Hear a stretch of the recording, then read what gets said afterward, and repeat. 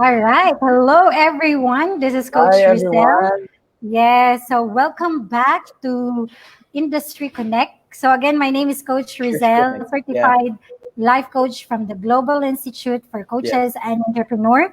Welcome to Church Connect, who of the hour episode for people leading and representing their respective church organizations. We are doing this video series as a service to our community during this time of physical isolation due to COVID-19. Yes, Coach Ed? So yes, I will be co-hosting this Church Connect. I am Coach Ed, also a change agent certified by the Global Institute for Coaches and Entrepreneurs. The Church Connect, who of the hour is our initiative to connect with fellow church members and leaders. We connect to know what is their present situation, how they are responding to their present realities, and the outcome presently experienced as a result of a chosen response. Coach Yes. Lizelle?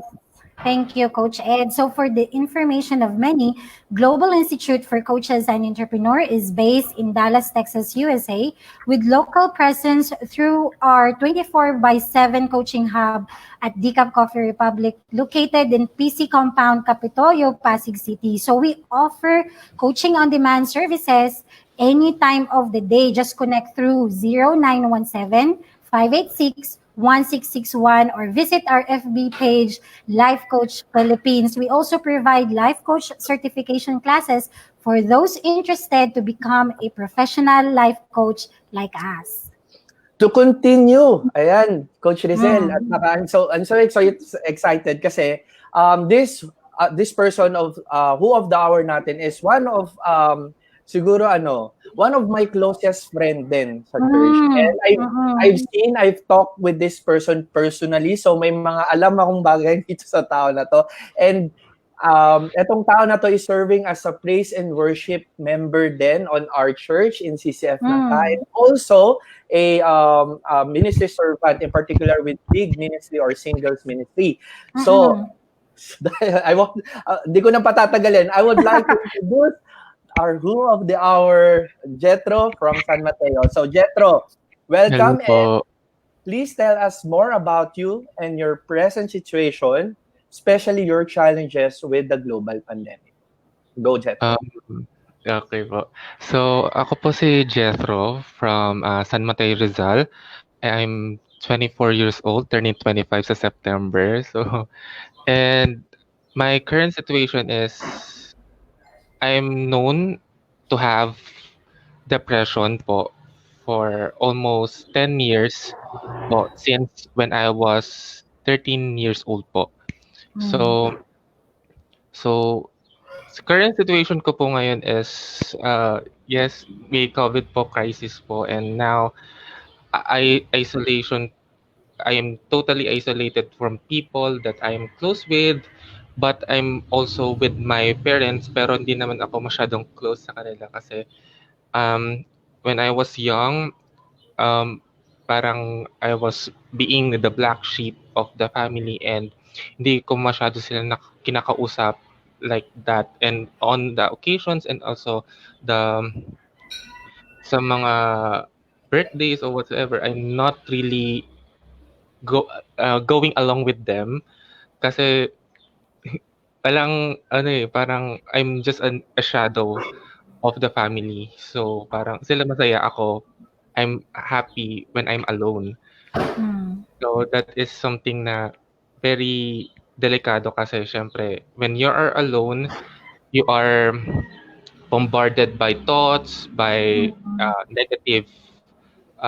negative na mga nangyayari sa buhay, and parang you are totally the worst person of all, and it's something na talagang challenging kasi siyempre Mm. COVID, you are not talking to other people. Um, pero I'm thankful that the Lord is giving me an opportunity to really change my attitude towards my parents and also my Mm. characteristics. Lalo na ngayon kasi sobrang ang daming nagpa-panic, Mm. daming worries. Siyempre like sa TV, sa mga radio station, sa Mm. YouTube, Facebook, Messenger, lahat panic, worry, rants ng mga tao, and it's really bothering me, and parang nakakahawa siya actually na, ay bakit, oo nga 'no, parang ganito, ganyan. So parang ako mismo nagiging negative na rin, and and sa mga nilalabanan kong thoughts, parang ito yung parang pinaka nakaka-depressed kasi siyempre Mm. nakikita mo sa TV that there are many deaths, there are PUMs, PUIs all over the Mm. world, and what are you going to do on those Mm. Mm. Mm. situation? Ano ang dapat na ways na kailangan mo, ano mga preventions, and also how can you provide for the family if you are actually, for me, it's hard for me to really provide without work kasi wala po talaga akong work for this moment. Actually, I was planning to apply for a work pero nagkaroon ng COVID, pero Uh-huh. Mm. kaya sobrang struggle po sa akin at sa family ko kung paano po kami masu-sustain for the entire lockdown month. Kaya po, yun yung current situation ko po.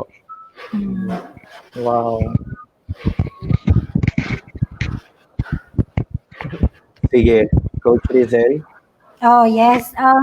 Thank you, Jethro, for sharing your current situation and how you are seeing it, how you are feeling about it towards the situation. So with how you are experiencing COVID-19, Jethro, ano yung mga normal mo ngayon na mga activities na ginagawa mo when you are inside your room or inside your home? Uh-huh. Are you with parang may mga siblings ka ba or ikaw lang mag-isa I with your may parents? si- may sibling naman po ako. I'm with my grandmother. So actually my parents wala po sila kasi my Mm, mother died when I was 12 years of age. My mm, father left us when I was fourth year high school. Hindi ko na po siya mm, nakakasama. mm, Then my grandfather died when I was in college po. mm. So parang it's like it's me at saka yung tito ko at saka yung pinsan ko po. So kami pong Okay. people lang po dito sa bahay po. So sila And yung kasama mo sa Uh-huh. yes bahay. po, Okay. yes po. So, yun Jethro, yung mga kasama mo sa bahay at ikaw, how do you normally spend your day? How are you managing your current situation to your Mm. advantage? Actually, this is parang new to me Mm-mm. na it's not really my attitude to really talk to them, to really spend time with them, and to Mm-mm. really to talk about what is the situation or whatsoever, what are the plans. Pero galing lang ni Lord kasi he he is he is pushing me to really go out to my comfort zone and to Mm-mm. really talk to them, to really spend time with them, to have a bond with them Mm. na hindi ko normally talaga ginagawa. Na it's more normal for me na I was outside the house with my Mm-mm. friends, with church mates, and if I'm nasa bahay lang ako, kwarto lang ako kulong, and I was already listening to music, I'm playing my games, I'm reading books, and also I'm more on focus on my situation and how I will respond to my depression if ever na Mm-mm. nagkakaroon ng attacks Mm-mm. ng thoughts ko. So parang that is my usual day. Parang hindi talaga ako nakakapag-spend ng time sa kanila. But then Mm-mm. there is something in me na parang talaga pushing me, and I know that is God, and he lead me to really talk to my lola, to really Uh-huh. spend time with them. to my pinsan na nakakabiruan ko na, Mm-mm. nakakapagtawanan na kami. And Mm-mm. also to my tito, bonding namin is always food trip, gano'n lang kasi yun lang kasi magagawa natin Oo. kasi that is the really common thing na magagawa natin and sometimes talaga magbibiruan lang Mm. talaga kayo and that is very new to my attitude na nabago sa akin talaga na from not really responding to my family, now I'm really responding to my family and talking to them and I'm actually having a bond with them na. Yun po. Wow, that is so good, no, Coach Rizel and Jethro. But before we Galing. continue, Mm-mm. gusto Mm-mm. ko muna i-acknowledge yung mga nanonood. Jethro, there's a lot of person is watching with you right now. Isa na dito si Coach Glenda, sabi niya dito, "Hi, Jethro." And also, we have a message from Coach Wendell Cadiz. He said, "Hello, fellow coaches and Sir Jethro." And also, meron question if coming from Coach Glenda. So, ang question niya is, have you learned a strength of yours or maybe an insight since the quarantine? Hmm, ah, my strength siguro po, ah, na actually nalaman ko lang din 'to, eh. It's like I'm not really going to the negative. Hindi ako madaling mahawaan ng negative. Ngayon, this day na if I'm going to compare myself dati na sobrang negative, sobrang pessimistic, talagang tao na the only thing that I wanted to do is to die and to really commit suicide. Ang nakikita ko ngayon strength is for me looking always on the positive side of the world. And also why I'm looking also to the shoes of each and every people that is ranting. Bakit sila nagrarant? Bakit ba sila nagsasalita Mm. ng ganito, ganyan? Because Mm. maybe there are something in them na nangyayari sila sa kanila ngayon na hindi maganda kaya nakakapaglabas sila and there are so many people then na nagsasabi about the government and all. Maybe they are really concerned for the for every Filipino people and also to other people around the world. That's why they are ranting. So I'm like looking on the positive side of every situation, and that is like my Mm. strength. And I'm so Wow. Mm. like it. Hindi ko maisip bakit ganun. No, as from a negative person, now I'm looking for the positive side of every situation now. Na nakakatuwa kasi I'm seeing the growth that God has given me. So I'm and I wanted to grow more and more in him and kasi talaga nandun kasi yung comfort, nandun yung peace. And Mm. by you're looking on those kind of situations, like nagiging positive siya, Mm. which is you are not looking on the situation, but you are looking on the perspective of the Lord itself. And that is I can say that is my strength right now in this quarantine. Wow. Oo, Thank you for nakakatawa. sharing, Jethro. Oo. Oo. So, ayan. Si Coach Glenda sabi niya, celebrating your learned strength during this time. Alam mo, Coach Mm. Rizel, that is one of the persons kasi I know in the church who really, medyo tahimik siya. But really, when you get to know this person, ako personally, you will enjoy talking to this person because this Mm. person has a lot of, marami siyang knowledge and wisdom that could share to everyone. And sabi ko nga, Mm. if there is, at ito rin gusto ko malaman, gusto ko marinig sa kanya personally because we're talking about faith, we're talking about the God. If we were Yes. looking at this, Brother Jethro, at this moment, how do you want or how do you see this, what is happening right now, in a lens of faith that you're feeling right now? Paano mo siya gustong tingnan? Um, kung Kung titignan mo siya. I'm actually I'm looking forward actually that after this quarantine, after this COVID crisis, after this, that each and every people in the world will still love each other. Bakit? Kasi yun Mm. kasi yung purpose that we love one another. And even though that there are hurtful uh, messages, hurtful things, still we are going to move on, and still we're going to look to love one another. And that is something na I'm looking forward talaga after this COVID na after this wala nang mga rants, wala nang messages. It's more on love and praising the Lord that we Mm. have conquered this kind of crisis. Yun po. Thank you, Jethro, for your words of inspiration. Totoo, no, Coach Ed? Oo. That we move forward still loving each other in spite of the stretching that we have been going through for quite some time, no, Jethro? And we just wanna indeed acknowledge and celebrate with you the newfound strength. No, gusto kong i-highlight uli yun, Coach Ed, no, yung Oo. new how it's more of ano yan yung tinatawag nating shifting of mindsets, no? Yes. Yung si Jethro finding that strength in you right now to still being able to process, to still being able to think positively in your end despite of your situation, no? So, Jethro, yung mga tao ngayon na nakikinig that is with us, no?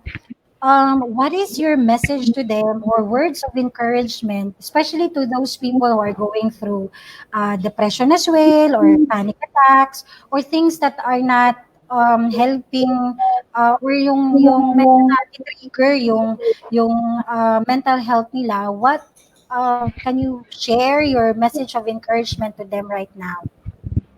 Um, Marami na po mga nagsasabi na to na brothers and sisters ko sa church, and I would like to share it na it's okay not to be okay.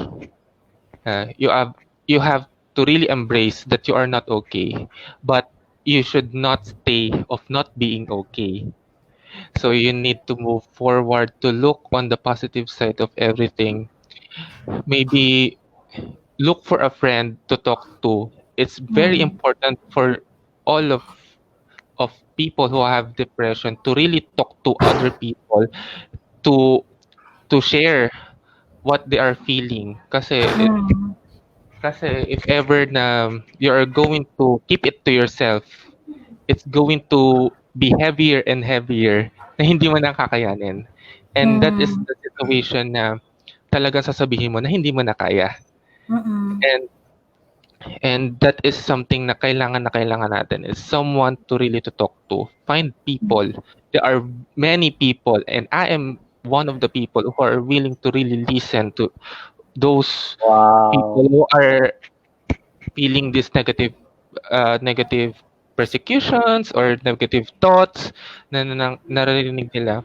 And ako mismo, actually, this, I was really being attacked by my thoughts, by my, and I'm so thankful because one of my sister in Christ talagang nag-message siya, and I was so shocked, or I'm so surprised because the Lord is really, really giving people that going to help you in your mm, situation, and for you to really evaluate the situation, and for you to really find a way for you to really look on the positive side of every situation, of every persecution that you are going through. mm. And that is very, very, for me, important. Yun po yung sa akin. Wow. Thank you, Jethro. So yun, Coach Ed, ang pinakauna, isa sa pinaka-importante is support system. No, Yes, someone and to we talk have, to. oo. And before we continue, meron sinabi si Master Coach A dito is, as she conclude, being not okay is not an end state. Wellness is a journey, and there are countless of people willing to join in your journey. Ayan. Isa na dito is, syempre, Jethro offered his ears to listen. And also for those who's listening, syempre, kaya namin to ginagawa as a certified life coaches because you want to really embark that kind of journey that to move forward, or if you're struggling to something, challenging to something, we are also wanting to lend our hands, our ears to Mm. listen and to help out in this kind of situation. And that is our heart towards that, Jethro. And ako, Coach Rizel, inano nga every time nagkakausap kami ni Jethro, I always talk to him, kinakamusta ko siya. And surprisingly, siya yung mga taong hindi lang sumasagot na okay lang, pero kapag tinanong mo siya, he will give you different answer each time. Kaya sabi ko nga, this person, yung kumbaga, despite of whatever it is that, kung ano man yung sinasabi niya ngayon, na whatever it is that's transpiring as of the moment, this person learns joyful ways of unraveling it eh. Sabi ko nga, Mm. if there would be a question na gusto ko talagang tanongin at this Church Connect, upon hearing all of that, Jethro, is paano mo naman nakikita yung sarili mo? If you're gonna be telling yung magiging anak ng ate mo or even your own or kung sino man pwede mong pagkwentuhan, how do you want to tell them the story of Jethro in global pandemic during this SARS, and how do you see it? Hmm, if I'm going to talk po talaga to my loved ones, and also especially to my sister or my lola, it's something that is very hard for me to really talk about what I'm going through, because of I'm not really open to them yet. I'm not Mm. really open to them yet because they are still they are still blocking me on saying things, pero it's more siguro if I'm really have the privilege to really talk to them, I'm going to really say everything in in s- in spirit and in truth. Sabi nga nila. And and it's more on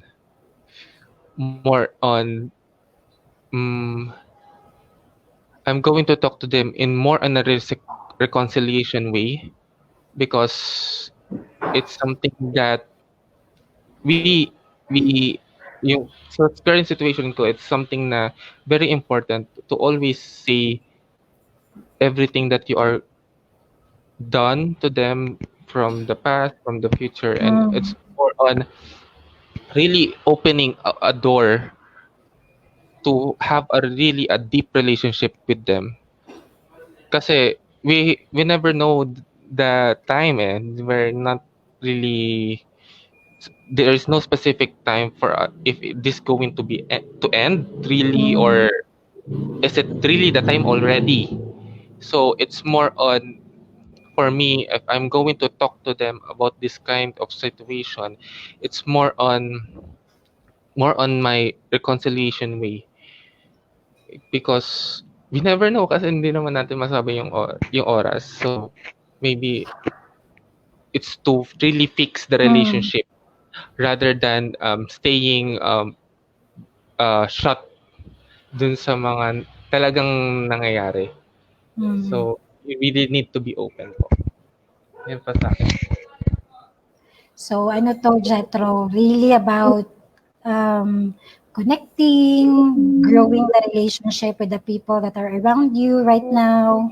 No, and if there are certain things that needs healing, or at some point my brokenness, no, in relationship, this is a great time for you to mend it, to fix it in a way, to spend time and really, connect again and heal together. Okay. Yes, So, Jethro, yung sa end ko naman, no, with your experience right now, how are you preparing yourself, no, after quarantine, no? Let's say, 1 week na lang. Although meron pa tayong mga 13 days or 14 days. So, yeah, mga 13 Diba? to So, 14. Yeah. so like for example, mga 1 week na lang, no? 1 week to go. Tapos malilift na yung quarantine. So Mm. how are you preparing, or how will you be preparing kung wala pa? So how will you be preparing yourself? How are you seeing yourself after the quarantine period? I'm seeing myself full of thanksgiving to the Lord. Kasi syempre, in everything na nangyayari, it's not really accident. It's not by accident. It's really there's a purpose of everything.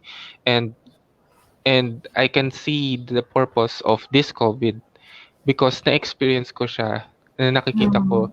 na talagang I'm really improving. My mental state is not that stable pero I'm I'm really embracing the situation and still finding a way for me to really improve. And Mm. also na marami na rin ako nagagawa. Like I'm really growing intimate to the Lord. I'm really now reading the Bible sa Psalms talaga. It's really refreshing. Mm-mm. And now I'm really doing my painting and stuff, and also now I'm really Nice. and yung bonding talaga ng family, that is very very important to really grow pa.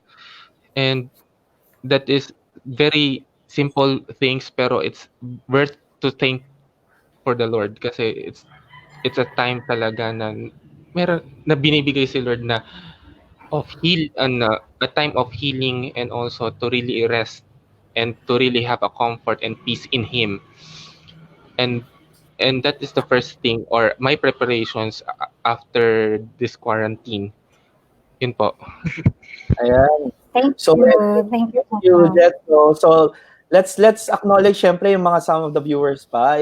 We have Coach Rafael who's watching with us, and also merong din comments si Master Coach A ulit dito. He says that Coach Glenda de la Cruz here is a generous coach with the heart to help. She is with experience and expertise to offer support. So yan, Coach Glenda is here, and she mentioned Jethro. Sabi niya, coming from Coach Glenda, let's build on your learned strength and strengthening some more. I offer my help to add to what you already doing. So ayan, talagang ano no, parang Mm. help is really available if you are able to tap and have the courage to move and to accept vulnerabilities. Kasi truth of the fact is, 'di ba? When we're seeing ourselves, syempre kapag alam na nating in public, vulnerabilities is something that we cannot just expose until we are ready. Kaya sabi ko nga, sobrang natutuwa ako every time a person has that kind of ability to open up even the sensitive part of they are. And sabi ko nga, ano si Jethro again, hindi naman ako nagulat kasi he's one of the brave souls talaga na na-encounter ko sa church. Bukod sa magaling siyang kumanta, na kasi kumakanta siya sa service namin, praise God for that. Mm. He is also serving church in that manner. Mm. Pero amongst all of that, ako personally, Coach Rizel, I would like to declare yung heart of reconciliation dito kay Brother Jethro. As he mentioned, that is the one thing that he is foreseeing, and I'm praying for that kind of healing as well. Especially dun sa place kung nasan siya sa San Mateo. Alam natin na marami din tayong mga brother Mm. dyan at saka sister na affected. But God is truly amazing because God will truly heal each and every one of us in every aspect that we know. And I'm really amazed of how things are going with you right now, brother. Yeah, so thank you, Jethro, as well, for really opening up with your current situation, and especially yung mga paano mo manage, no? It's really like giving hope. It warms our hearts to know that even if that's what you are going through, you are able to really maximize on it Yan. Alright, sige. Let's wait for Coach Rizel. Pero yun nga, as she was saying, kasi you're giving not only our viewers but us coaches. Kasi yung mga response the natin. benefits that you're getting, like the time to paint. Mhm. Sige. Ayun. So, Nawala Coach ako. Rizel. Oh, sige, let's continue. The time to paint. Yun. Ayan. Yeah, the time to paint, the time to spend with your your family, and really, deciding on connecting and opening up one step at a time. So that's such an encouragement, Jethro. So what's your, last message to the people that are listening right now? Yes. Siguro po a verse from Jeremiah 29:11 that is very, very important promise of the Lord, which is that the Lord has a plan for us all, and that is plan to prosper and not to harm us and to give us a bright future. So that's all. Jeremiah 29:11. Thank you for that beautiful declaration. That indeed, Oo. that's a very, very, tawag dito, beautiful declaration for all the Oo. people that are listening and all the people here on earth that God has a plan for us to prosper us, to give us a hope and to give us a future. Thank you for that, Amen. Jen. Yes, Coach Ed. Oo. And dahil doon, syempre, because people, ayan, again, si Master Coach ay nag-comment. She said, thank you for watching Sister Glenda de la Cruz. By the way, Jethro, I will be so glad to really encourage and to challenge to connect with Coach Glenda. She's really good at what she's doing. And if that is something that we want to consider, mamaya pag-usapan natin when we go offline. But definitely right now, meron kaming gustong ituro sa'yo because napakaganda ng iyong puso. We're gonna teach you something that could spread love, Namiss not ko to eh. oo nga eh. Pero it's been a while to spread love more than the virus. This is something that we want to spread in the virtual world to cleanse and purify the bomb of love that we have. So, ganito lang siya, Retro. Tatapat mo lang siya sa heart mo. Feel ko one hand lang kasi isa kasi nakahawak sa phone. Okay lang yan, Jethro. Go lang. Sige, sabihin mo na lang. Yan na lang. Ganun mo. Yan na lang. Pwede, pwede, Love, pwede. bam, boom. Ganun na lang. Love, bam, boom. Tapos kami Okay. ganon. Ikaw ganun. Alright, sige, go. Love, Love, bam, boom. boom. Love, Love, bam, boom. boom. Okay. Thank you, Jethro. Maraming salamat for your time today. Thank you for watching, everyone. See you again.